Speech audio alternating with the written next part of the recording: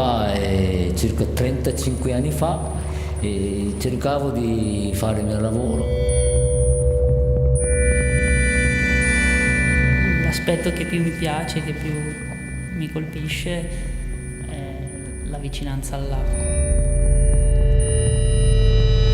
Mi dà pace e tranquillità. Che mi piace di più è sicuramente la luce. Mi sento sempre con un piede in acqua e un piede in terraferma. Quando sono arrivata qui non avevo ancora deciso di prendere lo spazio, il posto, e appunto Masaru mi ha dato le chiavi e mi ha detto tieni le chiavi, poi vedrai che è il posto giusto per te.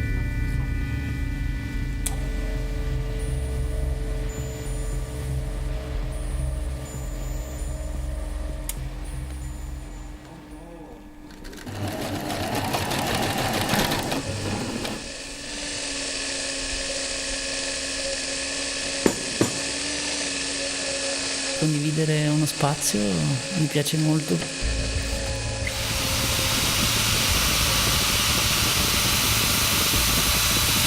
L'unico rumore fastidioso è Masaru quando usa il trapano.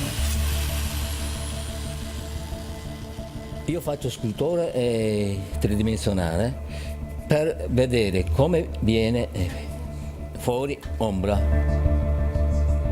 Ombra è il riflesso del mio sentimento stesso. Nel mio lavoro parto da un'immagine fotografica e attraverso varie tecniche di stampa, anche molto antiche, do a queste immagini una nuova identità.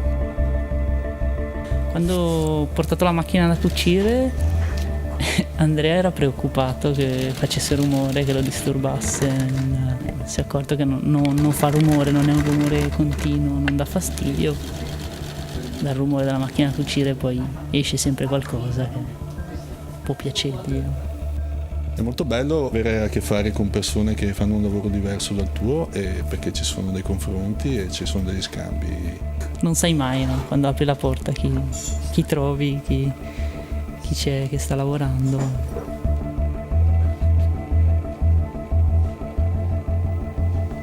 Lavoriamo tutti sul fatto di creare dei pezzi che poi sono unici. Perché nascono dalle nostre mani, dalle nostre emozioni, sono pezzi della nostra storia.